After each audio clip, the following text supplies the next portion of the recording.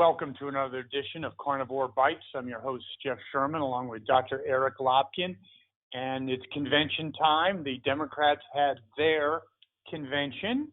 And obviously, former Vice President Trump selected Kamala Harris as his running mate. Vice President Biden. What did I say? You said Vice President Trump. Don't worry. It happens to the best of them, especially when you get old. Yes, Vice President Biden, my bad, selected Kamala Harris as his running mate. The convention happened. It was let's just say, less than an upbeat convention. No bump. Your analysis, Dr. Lopkin. Yeah, it's very surprising when a convention comes on either side and there's no bump for the candidate. Now, I'm actually going to credit a lot of this to the fact that it was a virtual convention. So there were no crowds cheering the speeches. The speeches were pre-recorded.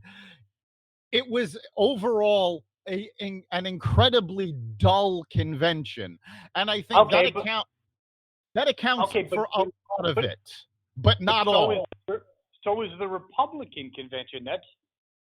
And I know they have some audience. I think the production value of the Democratic convention was awful, but I think the content was too, wasn't it, Dr. Lopkin? The content was a big problem because if you listen to all of their speeches, there were no issues discussed. There was no plan in place. It was all, we have to beat Donald Trump. Donald Trump is bad. Well, evil, yes. You're basically, I mean, granted, a convention, you're preaching to the converted already, but there were a lot of people who were very disappointed in the fact that they had no platform. And it was amazing how many celebrities. Now, let's face it, these celebrities are usually diehard Democrats, and certainly the ones I'm talking about are. But you had Stephen Colbert come out and rail against Clinton's speech. You had Ice Cube, who is a big celebrity leader of Black Lives Matter, go off on how the Democrats were condescending to the African-American community and how dare they just assume that they're going to vote Democrat. You had Rose McGowan, who was a big, she was one of the ones that started the Me Too movement. She was going off on how can we put up Joe Biden as our Democrat and still say we're defending women's rights. So they lost a lot of credibility. But also, and I think, couldn't it be, if you use a football analogy, was at one time a big football fan. I always used to watch when they played prevent defense. You're up by 10 points. 80% of the time, it backfired and the other team would come back. Hasn't Biden played prevent defense the entire time? And isn't that maybe an ill-gotten strategy? Prevent defense is usually a bad strategy. And to a certain extent, yes, that's what the Democrats are doing because they're not fighting on issues. They're fighting on Trump bad. We have to get rid of Trump. And they're not really giving any reasons. I mean, the fact of the matter is prior to COVID, the economy was going gangbusters. And a lot of what's going but the only issue they have is really COVID, isn't it? And Trump's, I don't think he did the best job in managing it. Well, he didn't do the best job in managing it, but they're not even focusing on that. They'll touch on that, but they're trying to make this a campaign about character. Now, granted, this is Trump's weak spot, so I understand why they're doing it. The problem is they put up a candidate who has the same character as Trump does. So Zero. This is, yes. And it was pointed out in a couple of places, Biden ran for president previously and had to drop out because he plagiarized a speech. A number of people pointed out the fact that his acceptance speech at the convention was also plagiarized. So he hasn't even learned his lesson. No, it's totally amazing. What I'm really amazed at is the difference in the two conventions. And I was thinking that Trump's goose might have been cook or cooking, and the polls have closed. I didn't watch, it's in entirety, but I've seen the first two nights on and off, and it's a much better done than the Democratic and convention. And I think Trump's going to get a little boost, a little bump, which Biden didn't. And I really believe, as the polls are reflecting, that it's a close race now, isn't it? Yes. I mean, it was always a close race, certainly closer than the poll would indicate. The one thing I did love about the Democratic convention was that Hillary Clinton came out and said, remember, Biden can win by 3 million points and still lose the presidency. Yes. Well, she's come across as someone that just her time is stop it already. She's just never got over it. I don't like to play amateur psychologist. I think she's never gotten over her loss, and she's bitter and just can't deal with it. Well, she clearly never got over the loss, but to be fair, neither did most of the Democrats. I mean, that's what True. The impeachment hearings were all about. They went after Trump before he ever took office. Yeah, and that's something that I wasn't thinking of, but maybe real quick, is there any legs to the whole investigation with Biden and not Biden, with Obama, well, and Biden too, in terms of the surveillance, or do you think that's kind of that ship has sailed? Well, results actually came in on that. And of course, the media doesn't bother talking about it. But the investigation by the AG's office found a tremendous amount of anti-Trump bias in the FBI during the election. And they found that they were doing things with Clinton that they did not give Trump the chance.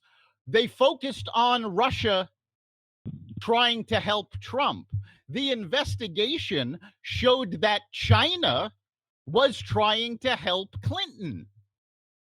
But the FBI told Clinton about this and gave her the opportunity to get away from the Chinese influence. They never did that with Russia and Trump, despite the fact that they are actually required to do that by law. I just learned all about this just recently. So you had the exact same situation. Hillary, they gave the chance to get out of it. Trump, they tried to use to nail him. To the main office. Thank you. Yes. Sorry for that interruption, but you're in the studio. One last fact that I think is really interesting. You're talking about independence, Dr. Lopkin. Can you talk a little bit about that? I was really amazed that you were saying what you were saying, and also the Democratic and Republican in terms of their enthusiasm or likability to the candidates. Yeah, this was a CBS News poll that just came out. It was done, I believe, last week. So I don't think it reflects the conventions, but it does reflect Kamala Harris being named vice president. Republican and Democrats that they spoke to overwhelmingly are going to support their candidate. I think it was something like 95% of Republicans are pro-Trump, 97% of Democrats are pro-Biden. Remember, however, that these are, we've seen that these polls are not terribly accurate and they tend to swing to the left. What struck me, though, was the poll of unaffiliated independent voters. And in independent voters, Trump has a 10-point lead on Biden. Well, that's if I was in the Biden camp, I'd be rather concerned with that, because independents are what sways an election, isn't it? Absolutely. This is the group that sways the election. And the fact that independents right now are that far ahead with Trump is really surprising, because I would have expected at this point in the campaign for it to be much closer to 50-50. So would I. There's no question. The fact that Trump has a 10-point lead with that group, honestly, I believe says more about their mistrust of Biden and the fact that they don't like Biden more than the fact that they like Trump. I would agree with that. And two other things, just real quick before we need to exit this broadcast, this segment. I think it's two things. I think it's Biden's unlikability, the radical nature of the Democratic platform, which is shocking, and the riots. Just real quick summarize on that. I believe all of those are factors. When you take a look at riots historically, elections that follow riots tend to swing to the right. You had the Watts riot, you had Ronald Reagan elected governor. You had the riots in the 60s, you had Richard Nixon elected president. This is something that happens especially with independent voters. So I do think the riots are swinging more voters towards Trump. Certainly, Biden is an underwhelming candidate. So that's one of the reasons the Democrats are focusing on, well, Trump is a horrible candidate, because they have to focus away from the fact that so is Biden. But I honestly think a big part of this is Kamala Harris, because you had African Americans coming out and saying they are not going to support her. And that's the group that, the Democrats thought Harris was going to bring them. Again, you've got, a split in the Me Too movement. So you've got half of them that are gung-ho for Biden and half of them refuse to support him. So I think the divisiveness of the Democratic ticket is what's giving Trump his lead. I would agree with that. I agree 100% with that. I think it's a much more interesting story than I initially thought, in terms of even like 3 weeks ago, a month ago. I actually will close on this. I give Trump 60%. What do you think? Oh, I absolutely agree with that. I've got him handicapped at a 60% chance of winning the race. And I think it is interesting because we've said this over and over again, but had the Democrats chosen a better candidate, the one we always use as an example is Amy Klobuchar. Had they backed her, had they backed a better candidate, I honestly believe they would have had no problem beating Trump. But now Trump's got a 60-40 lead in the handicapping. Agreed. Well, thank you very much, Dr. Lopkin, and thank all our listeners for tuning in. And we'll be live on Friday at 4 o'clock. We have Dr. Gilbert, a psychologist, and also involved in a lot of emotional stability issues, which will address a lot of what's going on in the economy in terms of people's reaction and the ongoing pandemic. Thank you, Dr. Lopkin. Okay, and you can listen to that live Friday at 4 at blogtalkradio.com/Carnivore Radio. See you then. You've been listening to Carnivore Bites, part of the Exvadio Podcast Network. You can catch us every week on carnivoreradio.com, exvadio.com/podcasts, the Apple Podcast Store, Google Play, Spotify, iHeartRadio, and wherever you find podcasts.